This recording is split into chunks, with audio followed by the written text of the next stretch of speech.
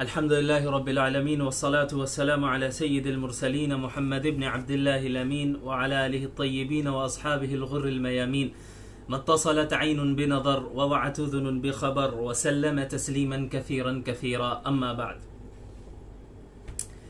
अल्लाह के नबी सल्लल्लाहु अलैहि वसल्लम की अहादीस के मुख्तलिफ पहलू हैं।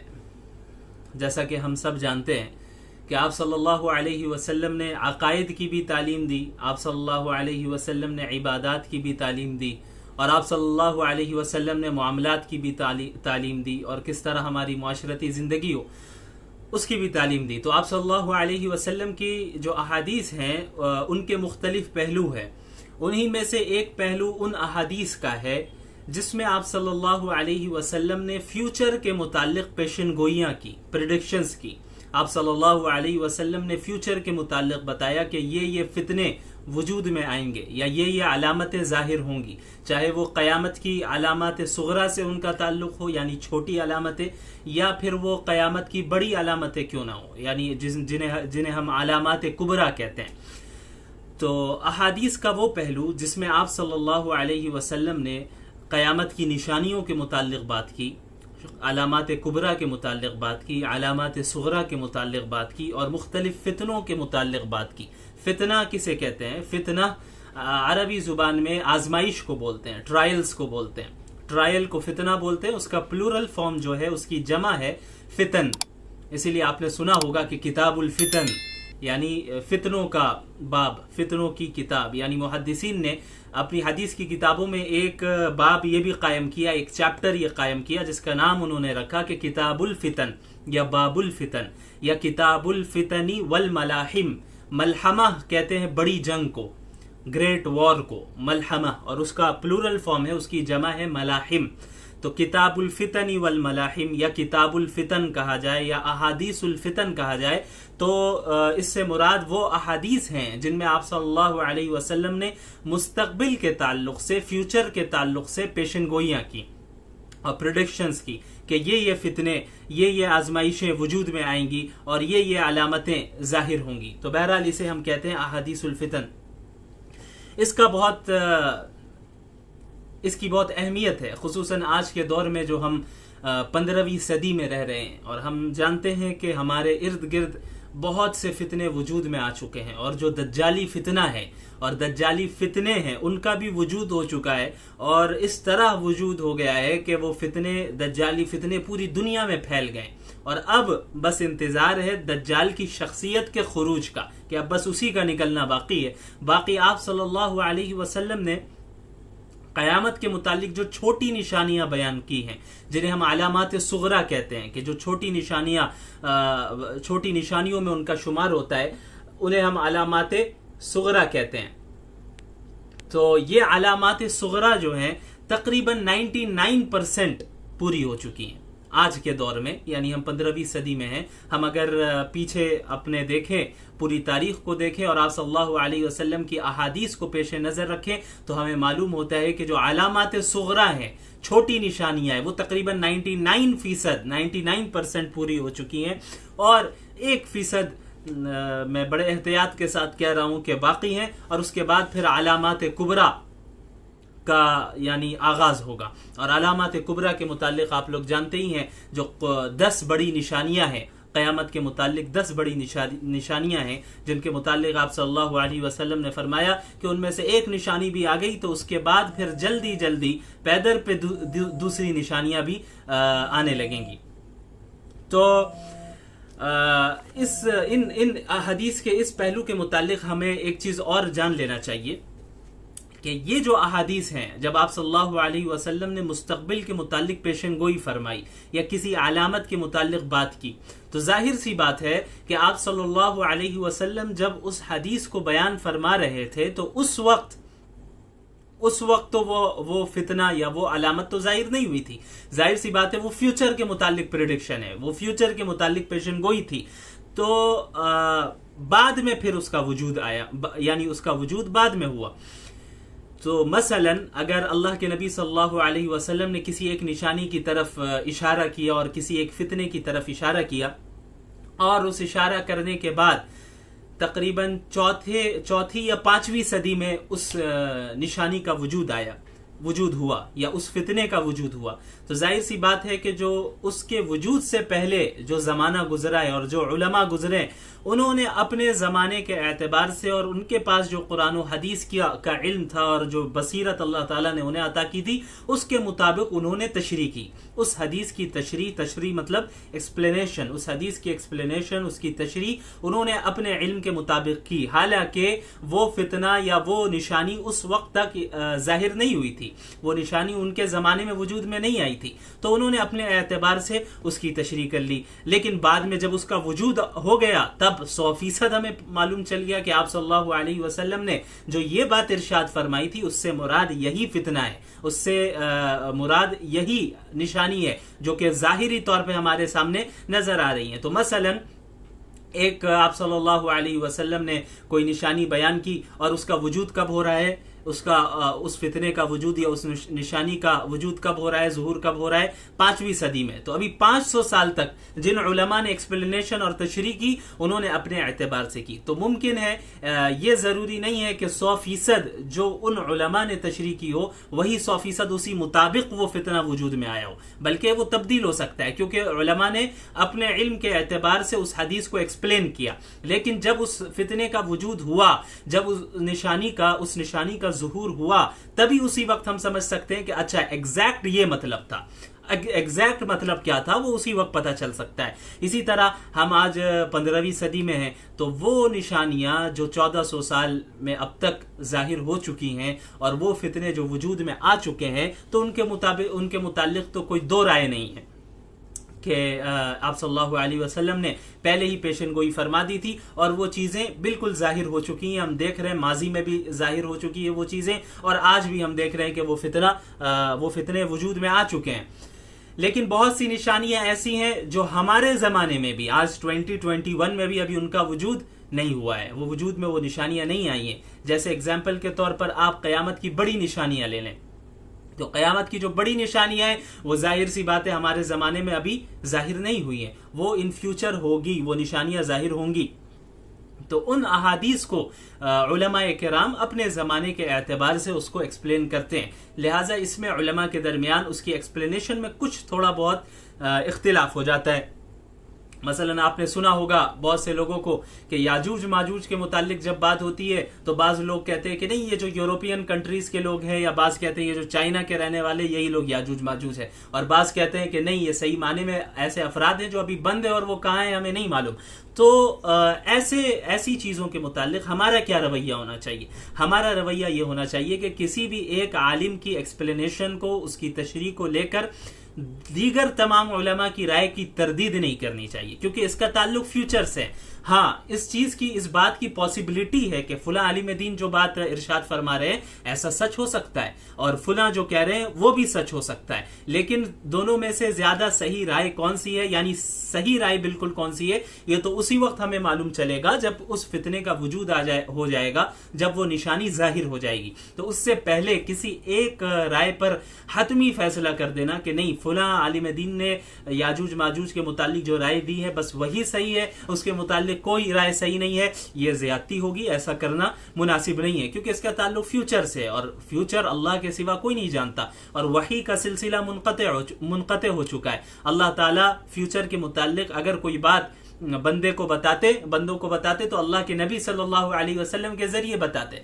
लेकिन अब नबूवत का सिलसिला बंद हो चुका है, तो अब फ्यूचर के मुतालिक कोई दावा नहीं कर सकता, उसका इल्म सिर्फ अल्लाह के पास है। तो अब कौन सी एक्सप्लेनेशन, कौन सी तशरीह सही है उन फितनों के मुतालिक जो फितने अभी वजूद में नहीं आए हैं, जिनका ताल्लुक मुस्तकबिल से है, तो वो तो उसी वक्त हमें पता चलेगा। लेकिन हम तमाम उलमा के आरा को, उनकी ओपिनियंस को हम पॉसिबिलिटी के तौर पे जरूर ले सकते हैं कि फुला आलिम दीन की इस फितने के मुतालिक, इस निशानी के मुतालिक ये राय है, इस बात का इम्कान है कि ये बात सही हो। इसी तरह फुला आलिम दीन की ये बात है, ये राय है, इस बात का इम्कान है कि इनकी राय सही हो। हाँ, हम ये कह सकते हैं कि इनमें से ज्यादा बेटर ओपिनियन कौन सा है, इनमें से ज्यादा बेहतर राय कौन सी है, हम ये तो कह सकते हैं। लेकिन किसी एक आलिम दीन की राय को लेकर हम इस तरह का फैसला करें कि बाकी तमाम उलमा की राय को यानी तरदीद कर दें उसकी और उसे रद्द कर दें, ये दुरुस्त नहीं है, क्योंकि इन निशानियों का ताल्लुक मुस्तकबिल से है, जो हमारे ज़माने में इन निशानियों का अब तक वजूद नहीं हुआ है।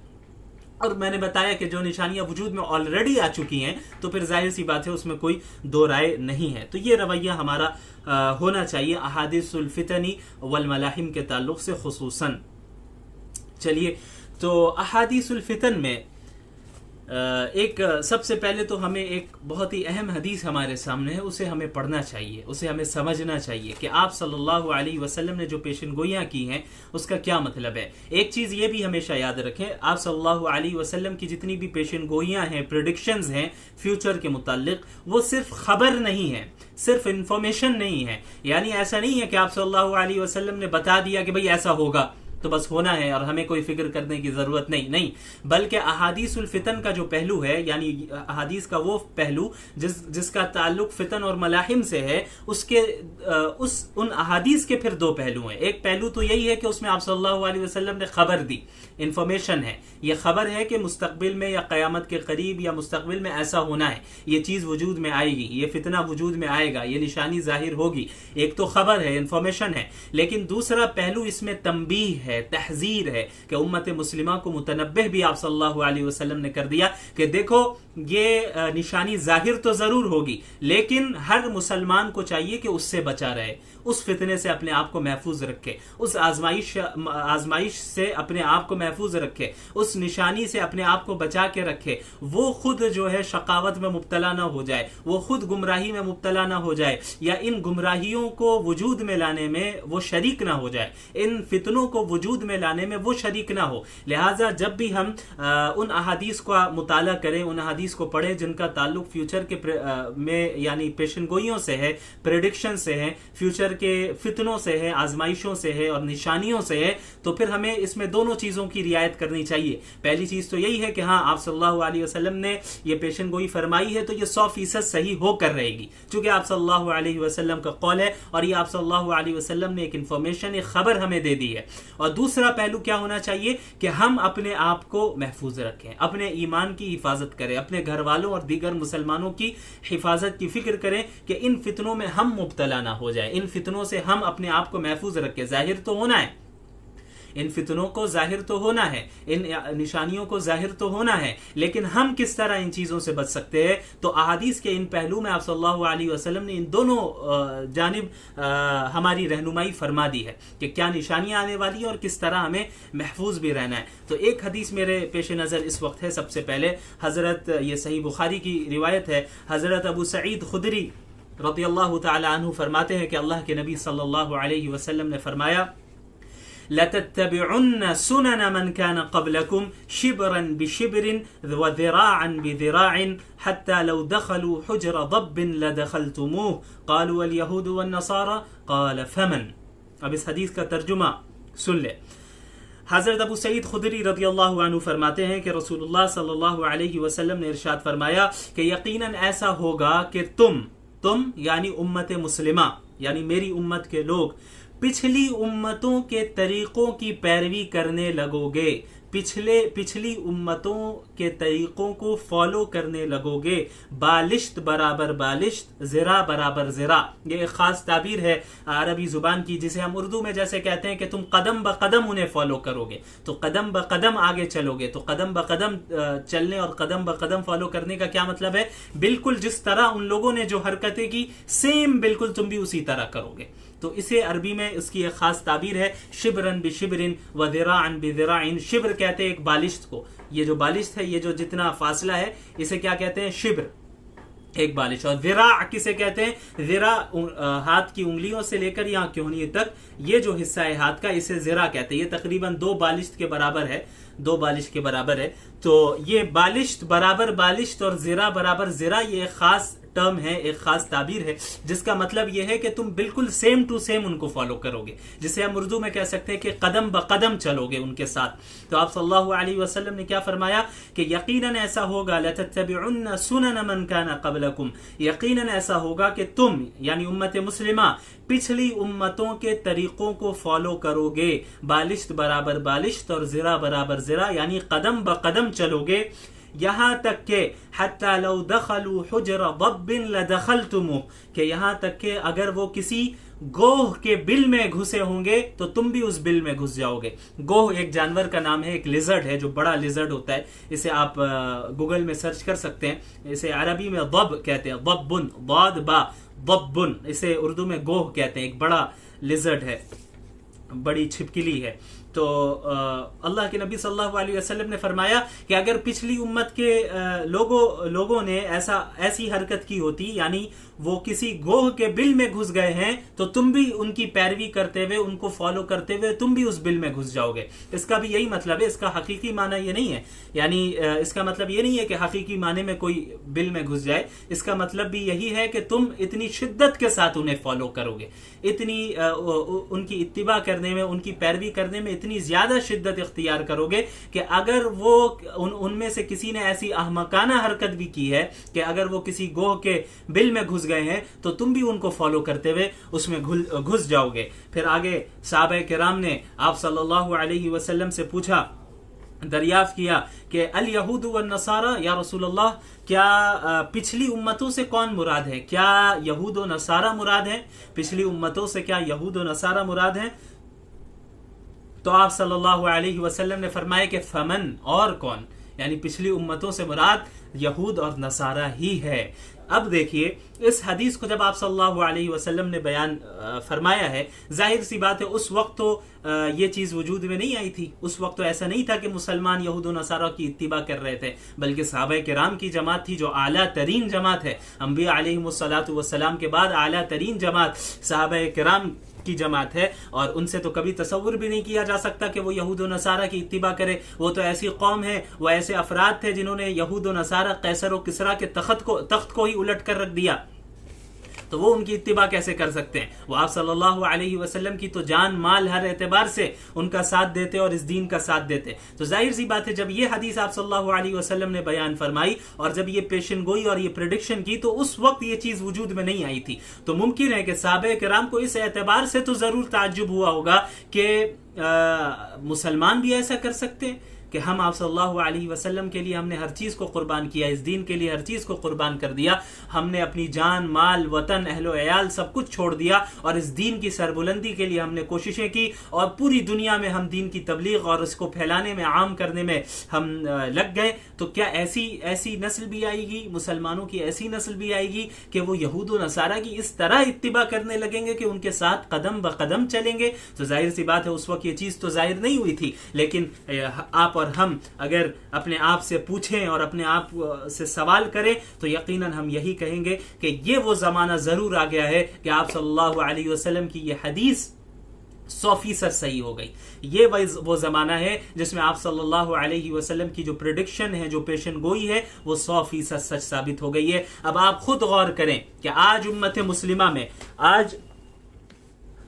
मुस्लिमा में तमाम वो बुराइयां शामिल हैं जो पिछली उम्मतों में शामिल थी। आप खुद गौर करें, अगर आपको मौका मिले आप पिछली उम्मतों की तारीख को पढ़ें, पिछली उम्मतों में खुसूसन यहूद व नसारा, चूंकि इस हदीस में जिक्र किया गया है यहूद व नसारा, उनकी तारीख को पढ़ें, उनके अंबिया और उनकी कौमों के मुतालिक पढ़ें, तो जो बीमारियां उन कौमों में थी वो बीमारियां आज उम्मत मुस्लिमा में भी है। तो आप सल्लल्लाहु अलैहि वसल्लम ने फरमाया कि पिछली उम्मत की बुराइयां और पिछले उम्मत की सारी बुराइयां तुम्हारे अंदर आएगी और तुम उन बुराई में उनको फॉलो करोगे और कदम ब कदम फॉलो करोगे, इस तरह फॉलो करोगे और बहुत ज्यादा शिद्दत इख्तियार करोगे। आप देखें कौम शुएब अलैहिस्सलातु वस्सलाम की कौम के अंदर जो बीमारी थी वो हमारे अंदर दाखिल है।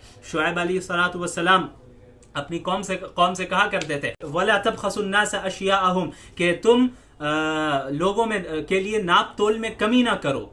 नाप तोल में कमी करना ये एक बहुत बड़ी बीमारी थी कौम शुएब की। आज ये देखें, आज हमारे यहाँ आप चले जाएं बाजार में कोई मामलात करें तो मुसलमान धोखा दे रहा है, एक दूसरे मुसलमान को भी धोखा दे रहा है, गैर मुस्लिम को भी धोखा दे रहा है। आज गैर मुस्लिमों पर एतमाद कर लिया जा रहा है लेकिन मुसलमान पर कोई एतमाद करने के लिए तैयार नहीं है। वो डर रहा है कि मुसलमान धोखा देगा। क्यों इतने मामलात खराब हुए? ऐसे मामलात शुएब अलैहिस्सलातु वस्सलाम की कौम में थी, यानी ये खराब मामलात वो किया करते थे, नाप तोल में कमी बेशी किया करते थे, मामलात में एक दूसरे को धोखा दिया करते थे। तो वही बीमारी आज इस उम्मत मुस्लिमा में भी है। और कौम लूत की बीमारी कितनी घिनौनी बीमारी थी, आज उम्मत मुस्लिमा में वो बीमारी भी दाखिल है। इसके अलावा आप यहूद को देखिए, आप सल्लल्लाहु अलैहि वसल्लम की अहादीस का अगर आप मुताला करें, तफासिर का मुताला करें, तो आपको मालूम होगा कि जब हजरत मूसा अलैहिस्सलातु वस्सलाम मबूस हुए बनी इसराइल की तरफ, और पूरी फिर बनी इसराइल की आप तारीख को पढ़ें कि किस तरह वो कोताही किया करते थे और मुखालफत किया करते थे।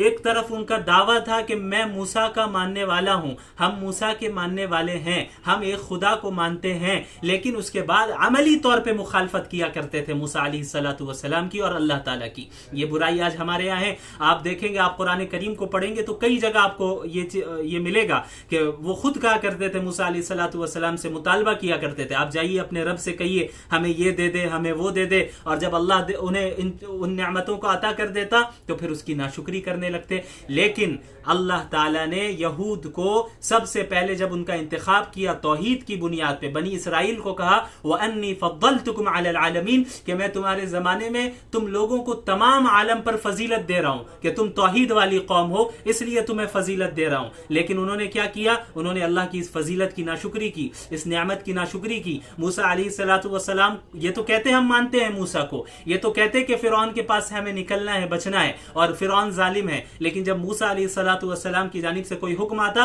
तो अमली तौर पे उसकी मुखालफत करते। आज ये बीमारी यहूदियों की हमारे यहाँ भी दाखिल हो गई, उम्मत मुस्लिमा के भी अंदर। हम ये तो कहते हैं हम आशिक रसूल है, हम ये तो कहते हैं कि हम आशिक अहले बैत हैं, हम ये तो कहते हैं कि हम मुसलमान हैं, हम ये तो कहते हैं कि कुरान और हदीस पर हमारा ईमान है, लेकिन अमली तौर पे हम उसकी मुखालफत करते हैं। इस्लाम कहता है नमाज पढ़ो, हम अमली तौर पे नहीं पढ़ते। इस्लाम कहता है हिजाब पहनो, हम अमली तौर पे नहीं पहनते। इस्लाम कहता है दाढ़ी रखो, हम अमली तौर पे नहीं रखते। इस्लाम कहता है कि तुम अपने मामलात को सुधारो, हम अमली तौर पे नहीं करते। इस्लाम कहता है अपने खानदानी और मुआशरती जिंदगी को सुधारो, हम ऐसा अमली तौर पे नहीं करते। इस्लाम कहता है झूठ ना बोलो, हम अमली तौर पे झूठ ही बोलते हैं। इस्लाम कहता है कि एक दूसरे को धोखा ना दो, लेकिन इस्लाम की इस तालीम को हम कबूल नहीं करते। अगर से हम ये कहते हैं कि हम मुसलमान हैं, तो अमली तौर पे हम भी उसी तरह मुखालफत कर रहे हैं जिस तरह यहूद किया करते थे। और रसूलुल्लाह सल्लल्लाहु अलैहि वसल्लम ने फरमाया लतत्तबिउन्न सुनन मन कान क़ब्लकुम शिब्रन बिशिब्रिन, कि तुम अपनी पिछली उम्मतों के तरीकों को 100%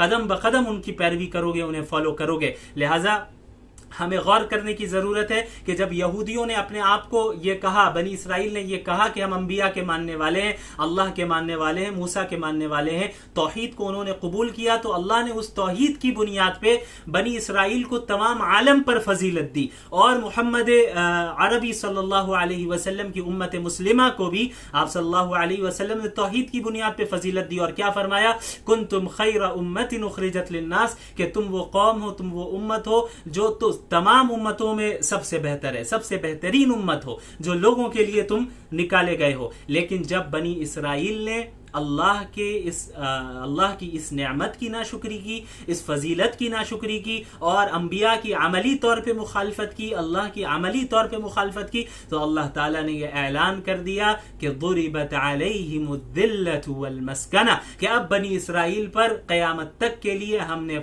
जिल्लत और मस्कनत को उनके ऊपर थोप दिया है, उनकी नाशुक्री की बुनियाद पे, उनकी नाकदरी की बुनियाद पे। अल्लाह ने उन्हें फजीलत दी, लेकिन उन्होंने अमली तौर पे अपने दीन पर अमल नहीं किया। यही फजीलत उम्मत मुस्लिमा को मिली, लेकिन उम्मत मुस्लिमा अमली तौर पर इस फजीलत की नाकदरी और नाशुक्री कर रही है। लिहाजा होना वही है जो बनी इसराइल के साथ हुआ। यह अल्लाह की सुन्नत है, यह अल्लाह की सुन्नत है कि जब भी जो शख्स भी ईमान और अमल साले के साथ इस दीन पर गामजन रहेगा, अमल करता रहेगा, अल्लाह ताला उसको बुलंद रखेगा। इसीलिए अल्लाह ताला ने कुरान करीम में फरमाया कि वअंतुमुल अअलौना इन कुंतुम मुमिनीन, कि अगर तुम सच्चे पक्के मुमिन हो तभी तुम सर बुलंद रहोगे, हर जगह सर बुलंद रहोगे, तुम्हारी तरक्की होगी, तुम गालिब रहोगे। लेकिन जब ईमान और अमल साले नहीं है तो तुमने, और ऊपर से दावा भी है कि हम मुसलमान हैं और आशिक रसूल है, लेकिन तुम अमली तौर पे मुखालफत कर रहे हो, तो जाहिर सी बात है अल्लाह ताला इस मकाम से तुम्हें हटा देगा और किसी दूसरी कौम को लेकर आ जाएगा। और एक बहुत बड़ी बीमारी हमारे अंदर क्या है, ये भी याद रखिए, ये जो पिछली उम्मतों की बीमारियां हमारे अंदर दाखिल हुई है, यहूदियों की एक खास बीमारी क्या थी मैं आपको बताता हूं।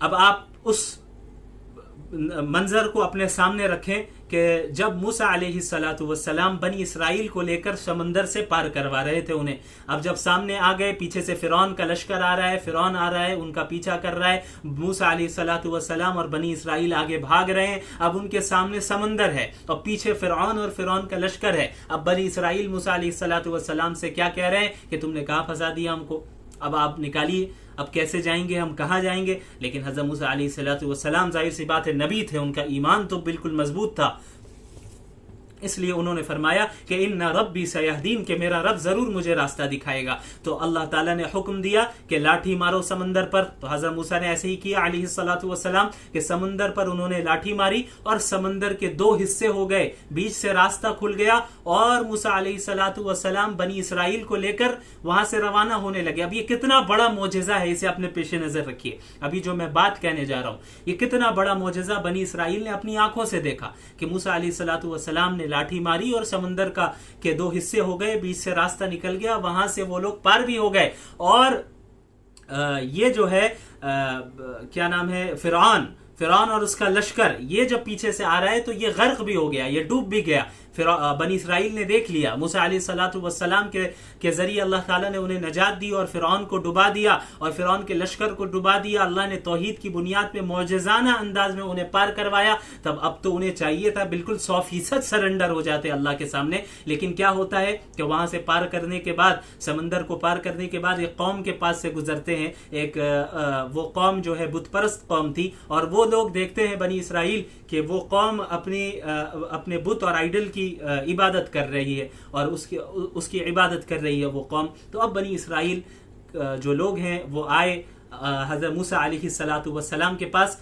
और आने के बाद क्या कहते हैं कि इजअल लना इलाहन कमा लहुम आलिहा, कि ए मूसा जिस तरह इस कौम के पास जो इनके बुत है और इनका जो खुदा है, एक ढांचा है, वैसे ही ढांचा हमें भी बना के दे दीजिए, हमें भी एक बुत बना के दे दीजिए कि हम भी इबादत करने लगे। अब आप देखें ये बीमारी यहूदियों के अंदर क्या थी कि दूसरी कौम से मरूब हो जाना, दूसरी कौम के कल्चर को अपना लेना। हालांकि वो तौहीद वाले थे, उन्होंने अभी इतना बड़ा मोजेजा देखा, अल्लाह ताला ने किस तरह उन्हें पार करवाया, तो अब तो चाहिए था कि तौहीद पे और ज्यादा वो स्ट्रांग हो जाते। लेकिन उनकी क्या बीमारी थी, फौरन दूसरे कल्चर से, दूसरी कौम से मुतासिर हो गए और उनके कल्चर को उन्होंने अपनाने की कोशिश कर ली। ये बीमारी थी। हज़रत मूसा अलैहिस्सलातु वस्सलाम ने फरमाया कि इन्नकुम कौमुन तजहलून, तुम बिल्कुल जाहिल कौम हो, तुम्हें कुछ नहीं मालूम, ना वाकिफ कौम हो, तुम्हें तो हमने तौहीद की बुनियाद पे अल्लाह ने तुम्हें नजात दी और फिर तुम शिर्क की तरफ जा रहे हो, फिर कह रहे हो कि हमें एक ढांचा बनाकर दे दीजिए, एक खुदा बनाकर दे दीजिए जिसकी हम इबादत करें।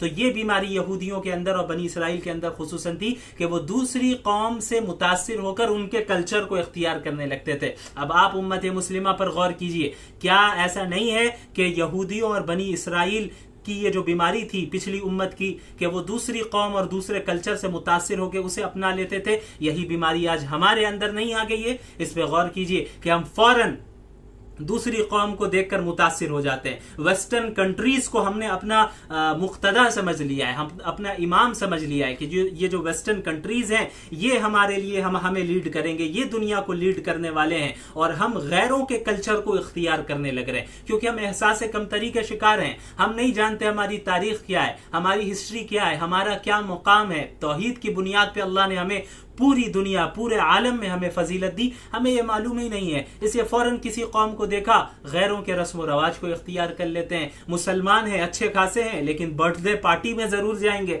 लोगों को विश जरूर करेंगे, एनिवर्सरी जरूर मनाएंगे, शादियों को गैर शरई तौर पे करेंगे और गैरों के कल्चर और तरीकों को इख्तियार करेंगे और प्लस ये कहते हैं कि क्या हरज है, क्या हरज की बात है। आपको समझ में आ गया, रसूलुल्लाह सल्लल्लाहु अलैहि वसल्लम ने यही पेशन गोई फरमाई, लतत्तबिउन्न सुनन मन कान क़ब्लकुम, कि तुम जरूर बिजरूर पिछली उम्मतों के तरीकों की 100% पैरवी करोगे, उसके कदम ब कदम चलोगे। तो ये सिर्फ एक खबर नहीं है, ये सिर्फ इंफॉर्मेशन नहीं है, बल्कि तंबीह भी की जा रही है कि ऐसा करने से बचना, ऐसा मत करना, बल्कि तुम अपने दीन पर और किताब और सुन्नत पर कायम रहना। इसीलिए आप सल्लल्लाहु अलैहि वसल्लम ने फरमाया था, तरक्तु फीकुम अमरैन लन तज़िल्लु मा तमस्सक्तुम बिहिमा, किताब अल्लाह व सुन्नती, कि मैं तुम्हारे दरमियान दो चीजों को छोड़कर जा रहा हूं, जब तक उन्हें थामे रखोगे कभी गुमराह नहीं होगे। एक अल्लाह की किताब और दूसरी मेरी सुन्नत।